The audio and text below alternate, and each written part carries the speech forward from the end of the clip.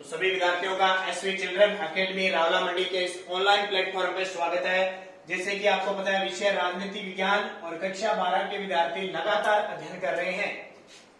अध्याय दूसरा चल रहा है। पहले अध्याय में आपने 20 संविधान की विशेषता पढ़ी थी और एक प्रस्तावना का मूल पाठ पढ़ा था और मैं आशा करता हूं आपने उसको याद भी कर लिया होगा। दूसरा पाठ है मूल अधिकार, मूल कर्तव्य और नीति निर्देशक तत्वों के बारे में हम जानकारी प्राप्त कर रहे हैं। हमने कल इसको स्टार्ट किया था पिछले वीडियो में। मूल अधिकार हमने लिए कहां से है ये हमने पढ़ा। तो मूल अधिकार हमने अमेरिका से लेने का मतलब अमेरिका में भी मूल अधिकार है और मूलभूत नागरिकों की सेवा प्रदाता के लिए अधिकार सरकार द्वारा प्रदान की जाती है। अब देखिए हमने पढ़ा था कि कुल मूल संविधान में कितने अधिकार थे, 7। अब कितने बच गए? तो अब बच गए 6। 44वां संविधान संशोधन 1978 के द्वारा इस 7वें को हटा दिया गया। कौन सा था? संपत्ति का अधिकार हटा दिया गया। अब हम 6 मूल अधिकारों के बारे में चर्चा करें। तो पहला है समानता का अधिकार। कौन सा अधिकार? समानता का अधिकार। अनुच्छेद 14 से लेकर 18 तक। 14 से लेकर 18 तक। अब एक एक विवरण पढ़ेंगे। अनुच्छेद 14 क्या कहता है? अनुच्छेद 14 में किसकी बात कही गई है? तो अनुच्छेद 14 में लोक कानून के समक्ष समानता की बात कही गई। मैं सीधे टॉपिक पे बात करूंगा, पढ़ लेना। कानून के समक्ष समानता।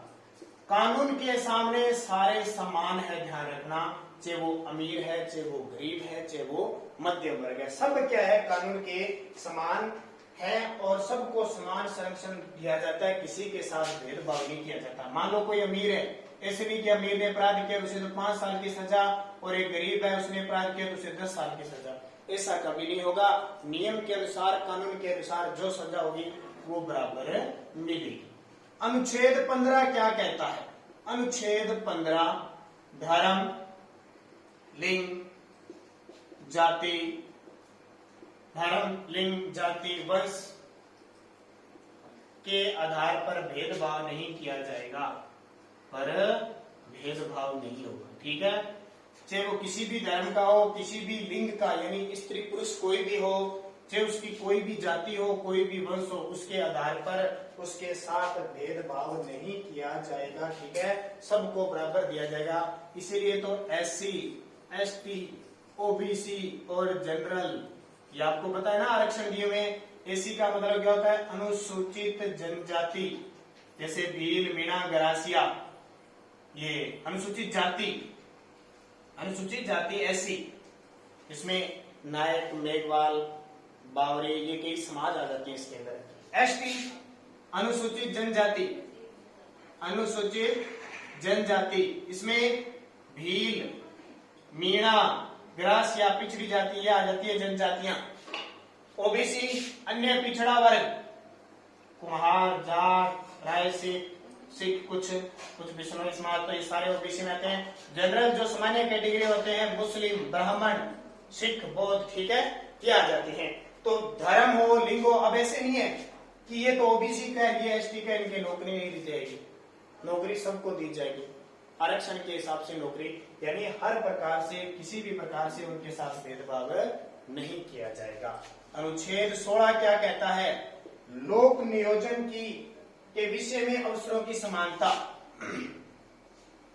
लोक नियोजन के विषयों के अवसर की समानता, यानी सभी के साथ समान भाव रखा जाएगा। चाहे वो रोजगार के क्षेत्र में हो, चाहे किसी काम के क्षेत्र में हो, सबको क्या है, क्या दिया जाएगा? अधिकार दिया जाएगा। ये सेम धर्म, जाति, लिंग आधार पर सबको बराबर अधिकार दिया जाएगा। चाहे वो महिला है, चाहे वो पुरुष है, चाहे वो बच्चा है, जिस कैटेगरी में, जिस कानून के तहत सबको लोक नियोजन, निवास करने का सब अधिकार दिया जाएगा।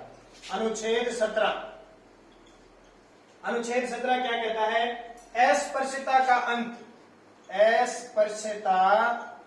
का अंत, यानी किसको कहते हैं? छुआछूत। पहले आपको पता है घर में अगर कोई निम्न जाति का लोग आ जाते थे तो उसे पानी नहीं पिलाते थे, अगर पानी पिलाते थे तो ऊपर से लोटे से ना पानी डाल के ऐसे पिलाते थे, चारपाई पे नहीं बैठने देते थे, घर के बाहर ही आवाज लगानी पड़ती थी। तो वो छुआछूती, और अगर किसी के घर पे चले जाते थे उच्च वर्ग के लोग तो घर पे आके गंगा जल से स्नान करते थे, अपने को पवित्र मानते थे। तो अनुच्छेद 17 देखो समानता के अधिकार में अस्पृश्यता का अंत यानी छुआछूत का अंत कर दिया गया। अब अपने देखते हैं ना, अब देखो आप स्कूल में बैठे हो सारे, हर समाज हर जाति के लोग बैठे हैं, सबके साथ हाथ मिलाते हो, सबके साथ काम करते हो, किसी की कॉपी लेते हो, किसी के घर पे जाते हो, कहीं खाना खाते हो, कहीं चाय पीते हो, तो वो क्या है, अस्पृश्यता समाप्त हो चुकी है। ठीक है, पहले एक व्यक्ति निम्न जाति के लोगों के हाथ नहीं लगाता था उच्च वर्ग का, आज सब कुछ करते हैं ना, साथ बैठते हैं, खाते हैं, प्रेम भाव रखते हैं, विवाह शादी में बुलाते हैं। किसके इस अनुच्छेद के तहत, अनुच्छेद 17 के तहत अस्पृश्यता का क्या कर दिया है, अंत कर दिया है। अनुच्छेद 18 क्या कहता है, उपाधियों का अंत, उपाधियों का अंत, ये क्या होता है सुन लो, बाकी पढ़ लेना। अंग्रेजों के जमाने में क्या होती थी, बहुत सारी उपाधियां धारण की जाती थी, बहुत सारी उपाधियां दी जाती थी, क्योंकि भारतीय लोगों को चिढ़ाने के लिए, उकसाने के लिए अंग्रेज लोग अपने लोगों को ज्यादा उपाधि देते थे। जैसे आपने सुना है महात्मा गांधी को केसर-ए-हिंद की उपाधि, सितार-ए-हिंद की उपाधि, रविंद्रनाथ टैगोर को नाइटहुड की उपाधि, ऐसी उपाधियां होती थी। अब ये उपाधियां समाप्त कर दी है। ठीक है, मान लो एक बड़ा आदमी है, उसको किसी विदेशी उपाधि मिल गई, अमेरिका की उपाधि मिल गई, एक गरीब है, ये भी चित्रकार है और ये भी चित्रकार है, ये तो बड़ा चित्रकार है अमीर वर्ग का, इसलिए अमेरिका से उपाधि ले ली। ये गरीब चित्रकार है, चित्रकारी खूब जाता है लेकिन इसको कहीं से उपाधि नहीं मिली, तो ये चित्रकारी से क्या करेगा, घृणा करना लगेगा, यानी उससे द्वेष रखने लग जाएगा। इस कारण अब सरकार ने क्या किया, अनुच्छेद, संविधान में ये बात है, अनुच्छेद 18 के तहत, अनुच्छेद 18 के तहत उपाधियों का अंत कर दिया है। उपाधि किसके कहने पे मिलेगी, राष्ट्रपति के कहने पे ही उपाधि मिलेगी, राष्ट्रपति की अनुमति से ही अगर कोई उपाधि मिलेगी तो मिलेगी। एक ही उपाधि दी जा सकती है, सैनिकों की उपाधि दी जाती है आजकल, सिर्फ सैनिक से संबंधित, सेना से संबंधित उपाधि दी जाती है, बाकी सब उपाधियों को समाप्त कर दिया गया है, सिर्फ राष्ट्रपति की अनुमति से ही उपाधि दी जा सकती है। तो ये हमने बात किसी की समानता का अधिकार 14 से 18। अब देखिए दूसरा आता है स्वतंत्रता का अधिकार। स्वतंत्रता का अधिकार, स्वतंत्रता का अधिकार। अब ये स्वतंत्रता का अधिकार ध्यान रखना 19 से लेकर 22 तक है। स्वतंत्र, आज हम स्वतंत्र है ना, कहीं भी जा सकते हैं, कोई भी चीज अपने भोजन खा सकते हैं, कहीं भी व्यापार कर सकते हैं, कहीं भी निवास कर सकते हैं, कुछ भी बोल सकते हैं, सिर्फ देश की अखंडता का नहीं बोल सकते, देश का विरोध नहीं कर सकते। बाकी हम बोल सकते हैं, मीडिया है, बोलने की स्वतंत्रता है, हड़ताल करने की स्वतंत्रता है, शांतिपूर्वक आंदोलन करने की स्वतंत्रता है ना।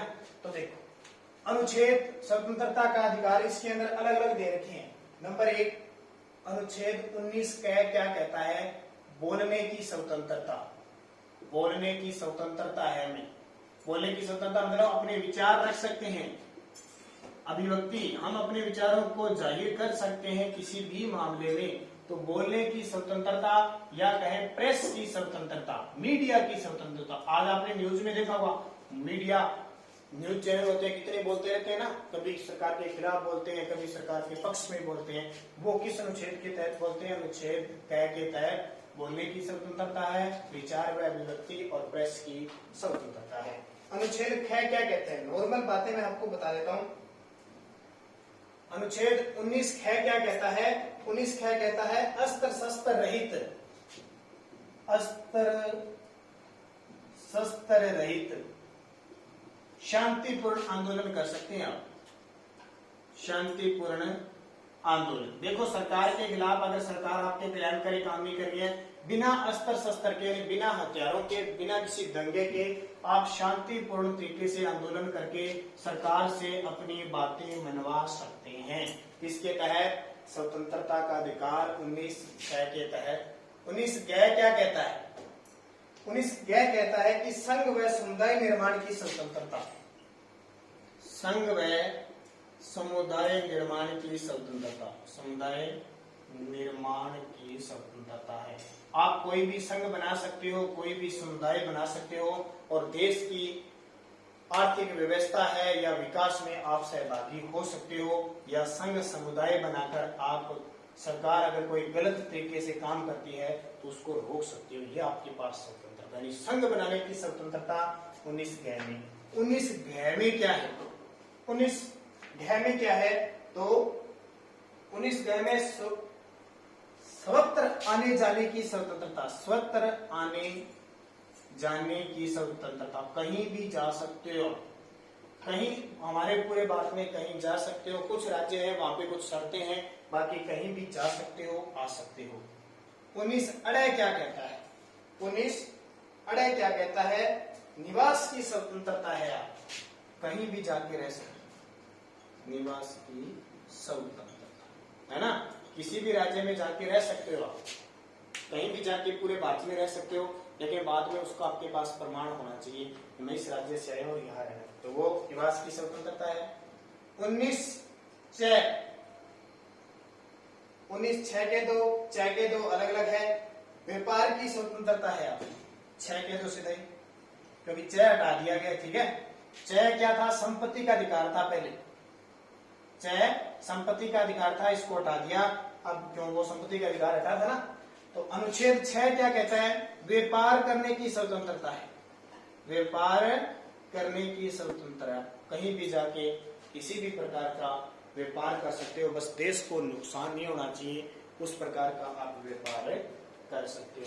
तो देखो स्वतंत्रता का अधिकार 19 से 22, अभी हमने 19 पढ़ा है। 19 क्या है? बोलने की स्वतंत्रता है, विज्ञान विचार अभिव्यक्ति की स्वतंत्रता है। 19 क्या है? अस्त्र शस्त्र रहित शांतिपूर्ण आंदोलन करने की स्वतंत्रता है। 19 क्या है? संघ और समुदाय निर्माण की स्वतंत्रता आपको। 19 क्या है? सब जगह आने जाने की स्वतंत्रता है। और 19 निवास की स्वतंत्रता है। और 19(6) व्यापार करने की आपको स्वतंत्रता है। ये हमारी मूलभूत स्वतंत्रताएं हैं, जिससे नागरिक क्या है? आबाद रूप से अपना विकास कर सकता है। अगर हमें स्वतंत्रता नहीं होती तो हम कुछ भी नहीं कर पाते, ठीक है। अब आता है अनुच्छेद 20।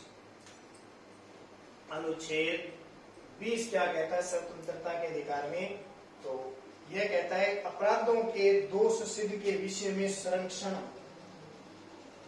अपराधों के दोष सिद्ध के विषय में संरक्षण,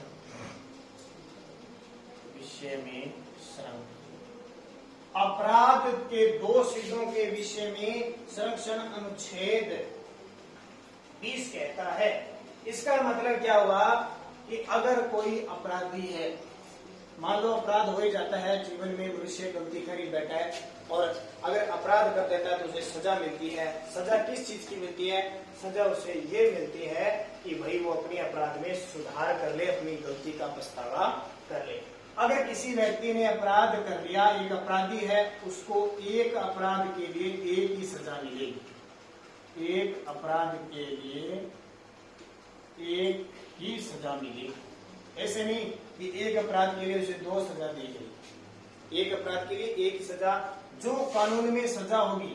मान लो उसने 2006 में अपराध किया और उसे सजा मिल रही है 2020 में, ठीक है। 2006 में मान लो उसने किसी की हत्या कर दी, 2006 में जो हत्या का कानून था वो 7 साल की सजा थी, और धीरे धीरे संविधान में परिवर्तन हुआ, 2020 में आके ये 10 साल की सजा हो गई। तो ऐसे नहीं कि उसे 10 साल की सजा मिलेगी, उसे जिस समय उसने अपराध किया था उस समय की सजा मिलेगी, यानी उसे सजा कितनी देगी? 7 वर्ष।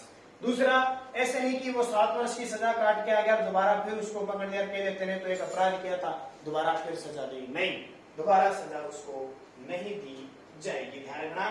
तो ये सारी बात अपराधों के दोष सिद्ध, यानी अपराधी को एक अपराध के लिए एक ही सजा दी जाएगी, दोबारा उसे सजा नहीं दी जाएगी, और जिस साल उसने अपराध किया है उस साल की सजा उसे मिलेगी, नहीं कि आज 2006 में तो 7 साल थी और 2020 में जाके 10 साल हो गई तो उसको 10 साल की सजा कभी नहीं मिलेगी, ठीक है। ये अनुच्छेद 20 है, अपराधों में दोष सिद्ध से संबंधित। अनुच्छेद 21 क्या कहता है, ये बहुत इंपॉर्टेंट है, सारे ध्यान रखना। जीवन जीने का अधिकार, जीवन व व्यक्तिगत स्वतंत्रता का अधिकार, जीवन व व्यक्तिगत स्वतंत्रता का अधिकार।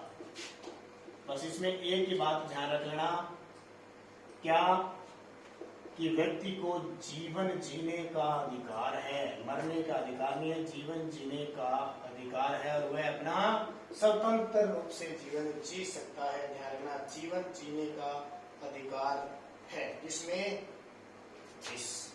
बस व्यक्ति निर्बाध रूप से अपना जीवन जी सकता है, उस पर कोई फोर्स नहीं कर सकता, उसे कोई मार नहीं सकता। अगर उसको कोई धमकी देता है, कई बार ना जान से मारने की धमकी, तो उसको अधिकार है, उसको पुलिस सुरक्षा मिलेगी। आज मान लो किसी व्यक्ति को धमकी मिल गई, मैं तेरे को मारूंगा कल रात को, आज रात को, तो उसे अधिकार है, पुलिस थाने में उसको रिपोर्ट करनी पड़ेगी और पुलिस वाले उसको प्रोटेक्शन देंगे, उसकी सुरक्षा करेंगे जब तक कि उसकी धमकी आई हुई है। तो ये ध्यान रखना। और एक है अनुच्छेद 22, अनुच्छेद 22 है बंदी प्रत्यक्षीकरण, बंदी प्रत्यक्षीकरण। अब ये बंदी प्रत्यक्षीकरण क्या होता है, बहुत सारे विद्यार्थियों के दिमाग में होता है।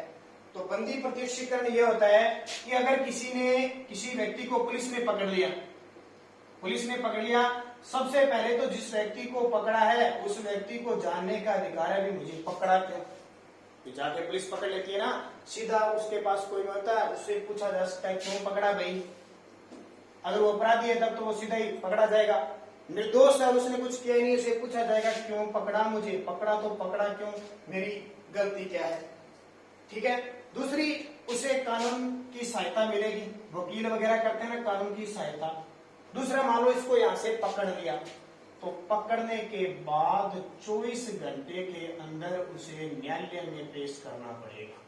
ये सिस्टम होता है। कभी देखो ना अपने आस अपने रावड़ा में है ना, रावड़ा में किसी व्यक्ति को पकड़ लिया ना, तो व्यक्ति को पकड़ने के बाद 24 घंटे के अंदर अंदर, यानी आने जाने का रास्ता नहीं गिना जाता, गाड़ी में जाता रहता है ना, वो रास्ता नहीं गिना जाता, 24 घंटे के अंदर न्यायालय में, जैसे हमारे गढ़साना है ना, गढ़साना म्युनिसिपल मजिस्ट्रेट है, वहां जाके और न्याय होता है, फिर उसको वापस लाया जाता है। 24 घंटे के अंदर अंदर न्यायालय में हाजिर करना जरूरी होता है। वो कौन सी होती है, बंदी प्रत्यक्षीकरण। तो ये हमने पढ़ लिया।